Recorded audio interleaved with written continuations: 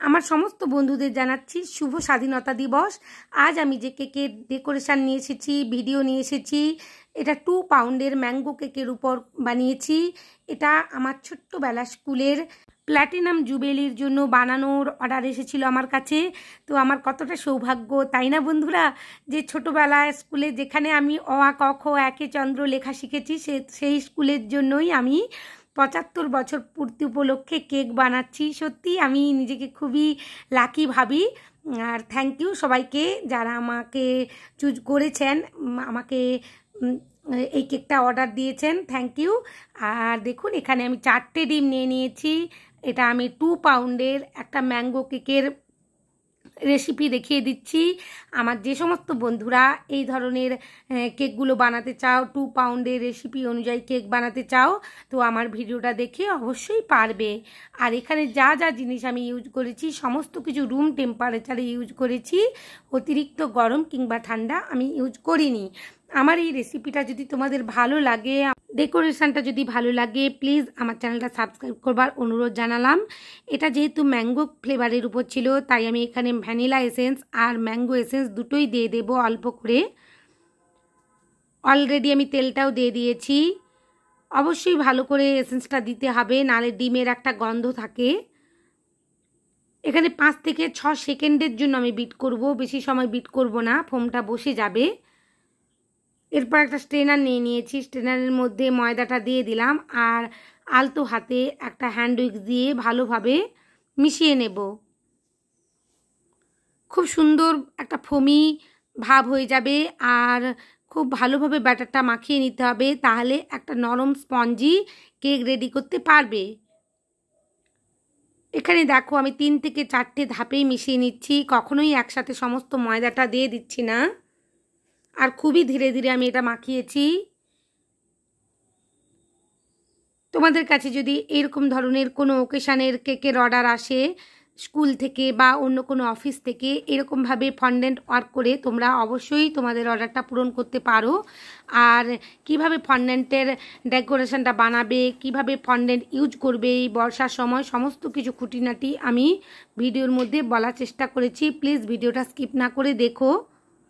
এখানে আমি 9 ইঞ্চির একটা রাউন্ড মোল্ড নিয়ে নিয়েছি, তোমরা যে কোনো স্কোয়ার মোল্ডও নিয়ে নিতে পারো 8 বা 9 ইঞ্চির 2 পাউন্ডের কেক বানানোর জন্য।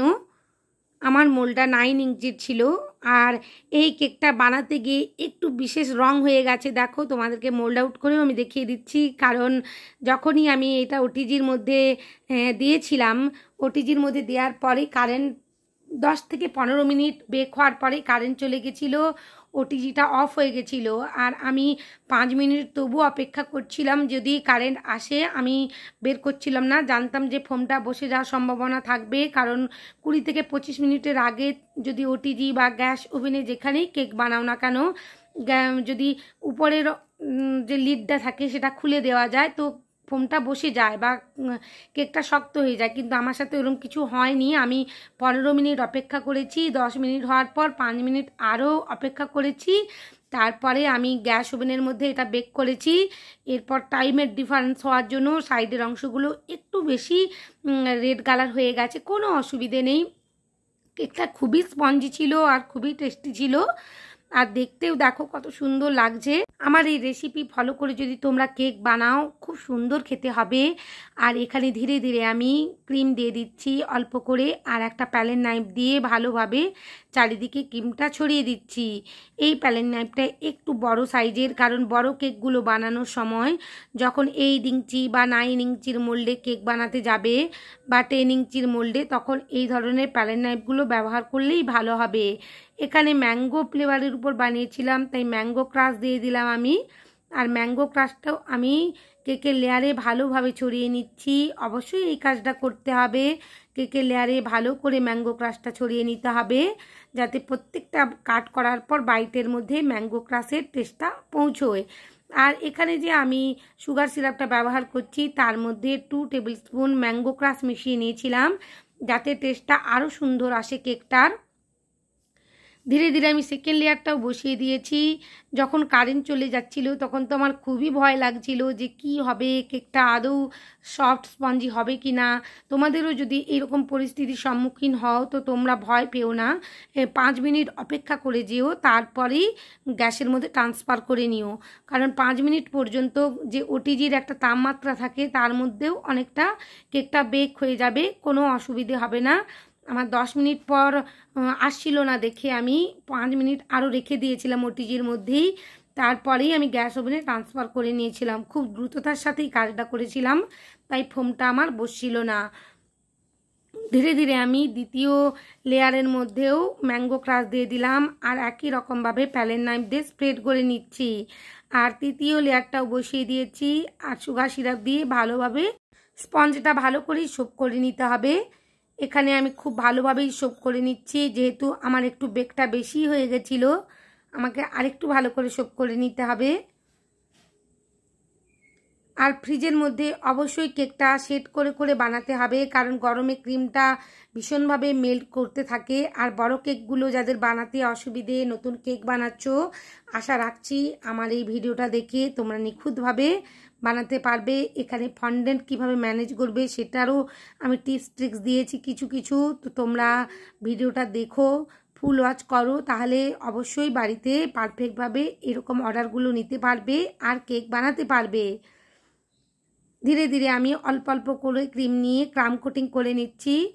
এই পর্যায়ে কখনোই বেশি ক্রিম দেব না, অল্প করে ক্রিম দিয়েই ক্রাম কোটিংটা করে নেব। আর বোর্ডটা অবশ্যই একটা কিচেন রুমাল দিয়ে ক্লিন করে মুছে নিতে হবে। বোর্ডের মধ্যে ক্রাম্পস থাকলে সেটা পরে ফিনিশিং করার সময় অসুবিধে হবে। দেখো ভালো করে আমি মুছে নিয়েছি আর 15 মিনিট সেট করতে রেখে দিয়েছিলাম ফ্রিজের মধ্যে। এরপর অল্প অল্প করে ক্রিম দিয়ে আমি ফিনিশিংটা করে নেব। বেশি ক্রিম আমার এখানে লাগবেই না, খুবই অল্প ক্রিমে খুব সুন্দরভাবে ফিনিশিং এসে যাবে এত বড় কেকটা। কারণ আমি এখানে 15 থেকে 20 মিনিট ফ্রিজের মধ্যে সেট করতে রেখে দিয়েছিলাম। অবশ্যই এই কাজটা করবে বন্ধুরা, তাহলে পারফেক্টভাবে তোমরা একটা কেকের ফিনিশিং আনতে পারবে। আমার যে সমস্ত বন্ধুরা কেকের মধ্যে ফিনিশিং আনতে পারো না, অসুবিধে হয়, তারা অবশ্যই ক্রাম কোটিং করে ফ্রিজের মধ্যে রেখে সেট করে তারপরে ফিনিশিং করলে অবশ্যই পারবে। উপরের অংশ থেকেও আমি অল্প করে ক্রিম দিয়ে দেব আর ভালো করে প্যালেন নাইফ দিয়ে চারিদিকে ছড়িয়ে নেব। খুবই আলতো হাতে করতে হবে, কারণ এখানে কেকের ফিনিশিংটা প্রায় আমাদের শেষের পথেই।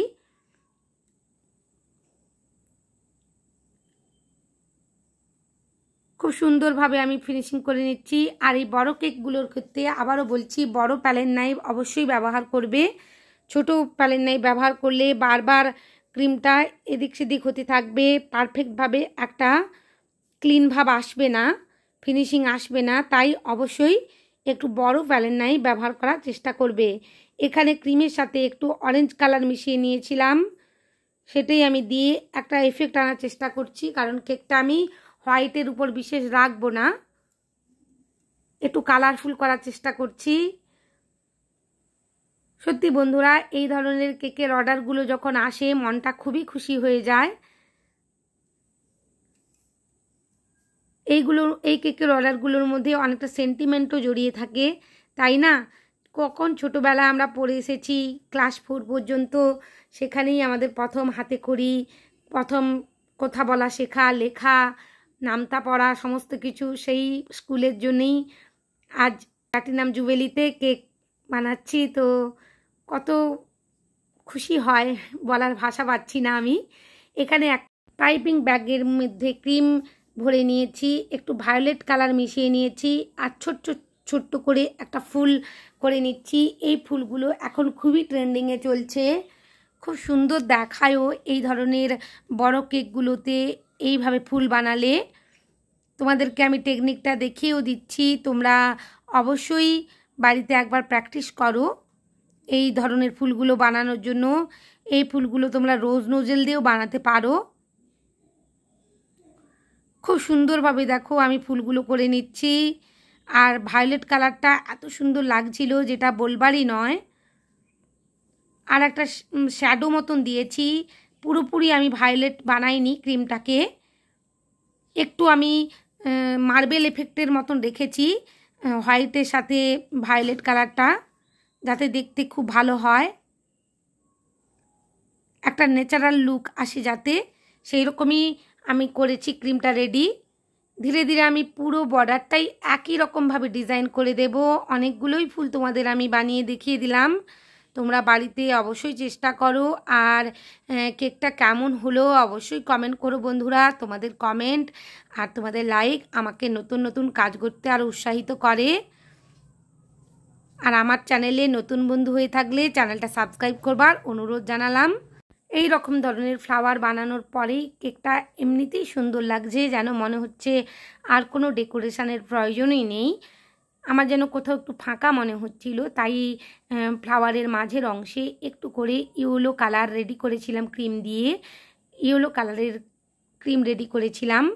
তো সেটা দিয়েই আমি এখানে ছোট ছোট ড্রপ করে নিলাম, যাতে কেকটা আরও অ্যাট্রাকটিভ লাগে আর হাইলাইট হয়। আর নিচের অংশে একই নোজেল দিয়ে একটা বর্ডার করে নিচ্ছি জিগজ্যাগ মতন। এরপর আমি ফন্ডেন্টের কাজটা করে নেব। হোয়াইট কালারের ফন্ডেন্টের সাথে একটু ব্লু জেল কালার মিশিয়ে নিয়েছি, এরকম ধরনের একটা স্কাই কালার হয়ে গেছে ফন্ডেন্টটা।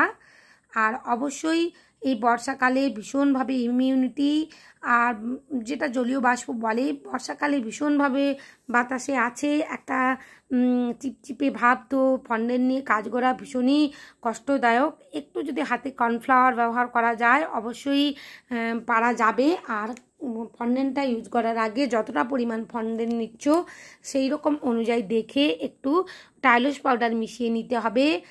কতটা ঠিক পরিমাণ এখান থেকে বলা যাবে না, যখন তুমি কাজ করবে তখন কাজ করতে করতে বুঝতে পারবে যে কতটা পরিমাণ আমি টাইলস পাউডার দিতে হবে এই ফন্ডেন্টটার মধ্যে। আর বেশি ফন্ডেন্টের মধ্যে টাইলস পাউডার দেওয়া উচিত নয়, বা দেওয়াটা ঠিকও নয়, বা দেওয়া যাবে না, কম করেই দিতে হবে। আর কম করে দিয়েই এভাবে একটা ফন্ডেন্ট রেডি করতে হবে। অবশ্যই টাইলস পাউডারটা দেওয়ার পরে 5 থেকে 10 মিনিট ফন্ডেন্টটাকে রেস্ট দিতে হবে, যাতে টাইলস পাউডারটা ফন্ডেন্টের মধ্যে সেট হয়ে যায়। এখানে আমি একটা 6 ইঞ্চির কেক মোল্ডে স্কাই কালারের যে ফন্ডেন্টটা বেলেছিলাম সেটা কেটে নিলাম, 6 ইঞ্চির কেক মোল্ডের রাউন্ড করে কেটে নিয়েছি। আর এখানে একটা ছোট্ট বাটি আমি কেটে নিয়েছি, ওনাদের একটা স্কুলের লোগো ছিল, তো আমি দেখেছিলাম সেই লোগো অনুযায়ী আমি বানিয়ে নিচ্ছি একটা লোগোর মতন করে। তো স্কাই কালারের উপর একটা ইয়েলো কালারের ছিল, এইভাবেই গোল মতন রাউন্ড মতন একটা শেপ ছিল, আর সেখানে ওইরকম 75 লেখা ছিল, আর উপরের অংশে লেখা ছিল কাখরদা নারায়ণচন্দ্র প্রাথমিক বিদ্যালয়। তো সেটাই আমি লিখিয়ে দিয়েছি। আর ফন্ডেন্টের উপর লিখতে গিয়ে ভীষণভাবে অসুবিধে হয় বন্ধুরা, তোমাদের বলছি যারা নতুন কাজ করছো অবশ্যই এসি থাকলে এসি রুমের মধ্যে এইভাবে সেট করে নেবে। আমি বেলার পরে এতটাই চিপচিপ করছিল যে আমি লিখতেই পারছিলাম না, আমি এসিতে 10 মিনিট রেখে দিয়ে একটু হার্ডি হয়ে যেতে সেট করে যাওয়ার পর আমি তুলি দিয়ে লিখছি, আর আবার নিয়ে গিয়ে এসির মধ্যে সেট করছি, নাহলে আমি লিখতেই পারছিলাম না, বারবার তুলিটা আটকে যাচ্ছিল। এডিবল যে ফন্ডেন্টের পেনগুলো হয় সেগুলো কখনোই চালানো যাবে না, বিশেষ করে এই বর্ষার এই মরশুমে ফন্ডেন্টের পেন দিয়ে কখনোই লিখতে পারবে না, বারবার ছিঁড়ে যাবে ফন্ডেন্টটা। শুধু একমাত্র তুলি দিয়েই লেখা যাবে, তাও যদি একটু সেট করে নেওয়া যায় এসির মধ্যে। তো আমি সেইভাবেই করে নিচ্ছি। আর আমার এখানে তুলিটা একটু মোটা টাইপের হয়ে গেছিলো, একটু সরু হলে আমার আরও লিখতে সুবিধে হতো। তোমরা যদি 0 বা -2 এরকম ধরনের তুলি পাও তো কিনে নিও। আমি খোঁজ করছি, আমি অনলাইনেও পাচ্ছি না, কিন্তু আমি খোঁজ করেই যাব, যেখানেই পাবো আমি নেব। 0 যে তুলিগুলো পাওয়া যায়, ওর সেট পাওয়া যায়, ওগুলো কিনে নেবে, ওগুলো খুব ভালো। আমি যদি কিনতে পাই তো তোমাদেরকে আমি একটা কোনো ভিডিওতে দেখিয়ে দেব কীরকম ধরনের তুলির কথা আমি বলছি। আর এই তুলিগুলো তো এমনিই বই দোকানগুলোতে পাওয়া যায়, কিন্তু এগুলোতে বিশেষভাবে লেখা খুব একটা ভালোভাবে আসে না, 2-1বার ইউজ করার পরেই এগুলো চারিদিকে ছড়িয়ে যায় আর কিছুতেই লেখা যায় না, যেটা আমার ক্ষেত্রে হচ্ছে। বারবার লেখাগুলো ছড়িয়ে যাচ্ছে আর আমাকে বারবার এখান থেকে কালারগুলো নিয়ে নিয়ে লিখতে হচ্ছে। এখানে আমি কাকরদা নারায়ণচন্দ্র প্রাথমিক বিদ্যালয় লিখে দিয়েছি, তারপর প্ল্যাটিনাম জুবেলি এটাও লিখে দিলাম, এরপর 75 ইয়ার্সটাও লিখে নেব। এইভাবে তোমাদের কাছেও কোনো অফিসিয়াল কেক বা কোনো রকমের স্কুল থেকে যদি কেকের অর্ডার আসে, কলেজ থেকে অর্ডার আসে, তোমরা বানিয়ে নিতেই পারবে, কোনো অনায়াসে, কোনো ভয় নেই, টেনশন নেই, অনায়াসেই তোমরা বানাতে পারবে। খুব সুন্দরভাবে লিখে নিয়েছি, আর লেখার পরেও আমি এই ফন্ডেন্টের শিটটা যে লিখেছি বা এই শিটটা আমি ভালোভাবে সেট করে নেব। এসির মধ্যে আধ ঘন্টা রেখে 30 মিনিট রেখে আমি সেট করে নেব। বেশি সময় রাখার প্রয়োজন নেই, 30 মিনিট রাখলেই সেট হয়ে যাবে ফন্ডেন্টটা। আর সেটা এয়ার টাইট বক্সের মধ্যে রেখে দিয়ে ওভারনাইট রেখে তারপরেই কেকের মধ্যে অ্যাপ্লাই করতে হবে। এখানে আমি একটা সিলিকনের যে ফ্লাওয়ারের মোল্ড এনেছিলাম, সেটাতেই খুব সুন্দর ফ্লাওয়ার বানানো যায়, আমি সেটাই দেখিয়ে দিচ্ছি তোমাদের, দেখে নাও কত সুন্দরভাবে। মাঝের অংশে আমি ইয়েলো কালারের একটা এফেক্ট দিয়েছি, আর চারিদিক থেকে পিঙ্ক কালারের একটা ফ্লাওয়ার বানিয়ে নিচ্ছি। এই ফ্লাওয়ারগুলো আমি ডেকোরেশনের কাজে ব্যবহার করব। এগুলো দেখতে সত্যি সুন্দর হয় এই ফ্লাওয়ারগুলো। তোমরা যদি পারো একটা সিলিকনের এরকম ধরনের ফ্লাওয়ার মোল্ড কিনে নিতেই পারো, খুব সুন্দর একটা ফ্লাওয়ার রেডি হয়। এখানে অনেকগুলো ফ্লাওয়ারের এফেক্ট আছে, রোজ আছে, সানফ্লাওয়ার আছে, অনেকগুলো ফ্লাওয়ারের এখানে এফেক্ট আছে। আমি একটা নির্দিষ্ট একটাই বানাচ্ছি, 6টা বানিয়ে নিয়েছি একই রকমের। এগুলো আমি ডেকোরেশনের কাজে লাগিয়ে নেব। আমার ফন্ডেন্টটাও খুব সুন্দর সেট হয়ে গেছে, কেকটাও আমার ওভারনাইট সেট হয়ে গেছে। আমি সকালবেলা যখন ডেলিভারি দেব তার আগে ফন্ডেন্টের সিটটা বসিয়ে নিয়েছি। এরপর সাইডের অংশ থেকে নিচের অংশে যেগুলো ফ্লাওয়ারগুলো রেডি করেছিলাম সেগুলোও বসিয়ে দিচ্ছি ধীরে ধীরে। এতে কেকটা আরও সুন্দর দেখতে হবে।